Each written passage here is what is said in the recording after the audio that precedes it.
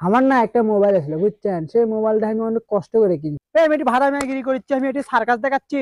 কিনছিলাম। টাকা পয়সা ধার নিয়ে, মা বাবার পকেট খেয়ে, আত্মীয় স্বজনের কাছ থেকে টাকা নিয়ে, কাজ কাম করে, সব ধরনের কাজ কাম করে আমি টাকা পয়সা গুছে, আত্মীয় স্বজনের টাকা পয়সা ধার নিয়ে, মিছে কথা কয়ে বাপের পকেট মেরে কোচিং এর টাকা নেওয়ার নাম করে, স্কুলের টাকা নেওয়ার নাম করে, বাবদ থেকে অনেক হাজার হাজার টাকা নয় ছয় করে আমি মোবাইলটা কিনছিলাম। কিন্তু দুঃখের বিষয় একটাই, মোবাইলটা হঠাৎ করে আমার একদিন হেরে গেল।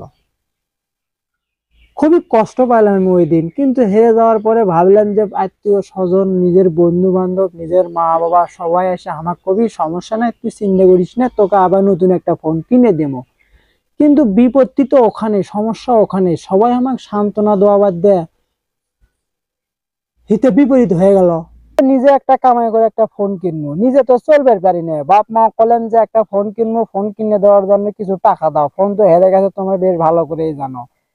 বাপ মা আমাকে কয়, তুই কি লজ্জা শরম করে না, তোর কি কোনো চোখে কোনো শরম নাই, এত বড় হয়ে গেছু, বাপ মা করছু যে ফোন কিনবো, ফোন কিনে দেওয়ার জন্য আমাকে টাকা দাও, এটা কোনো কথা হলো ভাই? যাই হোক, ওই বিষয়ে আমি পরে আসিচ্ছি, এখন আসল কথা কই। এমনি তো নিজে চলবে পারি না, নিজেই মনে করেন যে 1 টাকা 2 টাকা 5 টাকা 10 টাকা 20 টাকা 30 টাকা 50 টাকা 100 টাকা 200 টাকা 500 টাকা 1000 টাকা, যে কয় টাকাই হোক।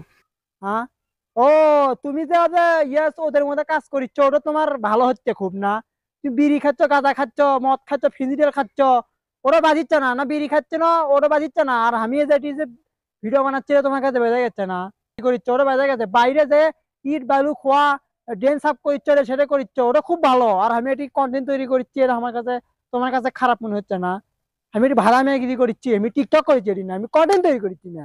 হাজিল টেনশন করতে করতে তো আমার এদিকে মাথা পাগলা হয়ে যাচ্ছে, আমার মাথা কোনো খেলিচ্ছে না। তারই মধ্যে আবার কিছুদিন পরে আমার একটা বাটনওয়ালা ফোন আসলো, ওই ফোনের একটা SMS আসলো, ভাবলেন হয়তো রং নাম্বারে কোনো SMS আসছে। তো হ্যাঁ, কথাবার্তা বলতে বলতে এক পর্যায়ে দেখি সে একটা মেয়ে মানুষ আমাকে ফোন দিছে। ভাবলাম বাপরে বাপ, কপাল মনে খুলে গেছে। দেখি তো একটু পটানোর চেষ্টা করি দেখি আরেক বিপত্তি।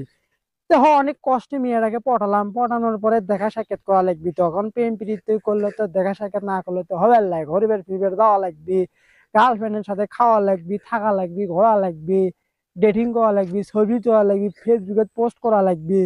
তো এগুলো করার জন্য একটু মন চাইলো, গার্লফ্রেন্ডকে ফোন দিলাম যে না দেখা করতে পারবে না। তো করতে সমস্যা নেই, আমি তো তোমার সাথে দেখা করার জন্য লাভালাভি করছি। কিন্তু আমার তো লাভালাভি করে লাভ নাই, কারণ আমার পকেটে টাকা নাই। তো এরই মধ্যে এখন করছি যে, শোনো, এখন তো আমার হাতে সময় নাই, একটু পরীক্ষা হচ্ছে, তো যার কারণে আমি তোমার সাথে দেখা করতে পারবো না। তো পরে করতে সমস্যা নেই, তুমি পরের সপ্তাহে দেখো। আমি করছি আচ্ছা ঠিক আছে, সমস্যা নেই, আমি পরের সপ্তাহে দেখিচ্ছি।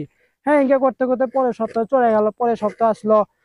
এখন কি করবো, আমার মুখে কোনো ভাষা আসছে না, মানে কোন আর অজুহাত দিব, সব অজুহাতই দিছি। পরীক্ষা, অসুস্থ, বিয়ে শাদী, মা বাবা অসুস্থ, আত্মীয় স্বজন অসুস্থ, নিজে অসুস্থ, এমন কোনো বাহানা নাই যে আমি দেইনি। এখন আমি করছি, আমি এখন আর কি করবো? তারপরে এক পর্যায়ে আমার গার্লফ্রেন্ড আমার করছে কি জানেন, তুমি একটা কাপুরুষ, তুমি মনে হয় দেখা করতে ভয় পাও, তোমার সাথে মনে হয় পুরুষের ভিতরে যে গুণ থাকে, পুরুষের ভিতরে যে অঙ্গ প্রত্যঙ্গ মন মানসিকতা থাকে, আমার মনে হচ্ছে তোমার মনে হয় ভিতরে নাই। পরে আমি করছি, বাবা রে, তো কেমনে বুঝাই রে, বল, আমি বেকার রে ভাই, পকেটের টাকা নেই, নিজে চলবে পারি না। এরই মধ্যে তুই আসছো আমার জীবনে, তোর সাথে আমি কেমনে দেখা করি? মানে মগজ করছি না, মনে মনে করছি। তো এখন এটাই চিন্তা করছি, এই ভিতরে সবকিছুর দাম বেড়ে গেল, বেকার হয়ে পড়ে আছি, আমার পকেটত নাই 1 টাকা, আমি কেমনে চলবো? আর গার্লফ্রেন্ডের সাথে আমি কেমনে বুঝবে যাবো? এদিক মধ্যে আবার ডক্টর ইউনূস সাহেব আবার সবকিছুর দাম বেড়ে দিল। আর আমার ঘরে পোলাপান, সিঙ্গেল পোলাপান, বেকার পোলাপান, তারা পরিবারত বসে থেকে খাচ্ছে, আমার লাগান্তি না আপনার মতন। এখানে কি অবস্থা হবে? তো যাই হোক, মামা চাচা খালা ফুবো, ছোট ভাই বড় ভাই মেজো ভাই সেজো ভাই যারা আছেন, সবাই তো আমার ভিডিও দেখলেন, কেমন কা হচ্ছে এটাও করেন। আর লাগান ভাইয়ের কথা যদি কোনো ভুল ত্রুটি হয়ে থাকে ক্ষমা করে দিয়েন, আমার জন্য দোয়া করেন, আপনার জন্য আমি দোয়া করবো। এই বেকার হয়ে ভালো লাগে না, পেন্ট রীতি করে পারি না, খাওয়া দাওয়ার পারি না, বন্ধু বান্ধব ডেটা যায় আমাকে ছবি দেয়, ছবি দিয়ে কয় দেখ আমি ঘুরে বেড়াচ্ছি, এদিকে আমার ফাটে, এটা তো ওরা কেউ জানে না। তো যাই হোক, এরকম আমার পর্যায়ে যদি আপনি থাকেন কমেন্ট বক্সে বলে দেন, আর দিস ইজ লাগান ভাইয়ের সঙ্গে থাকেন। আজকে চলে যাচ্ছি না, কালকে আবার আসতেছি, দেখা হচ্ছে নতুন কোনো ভিডিওতে।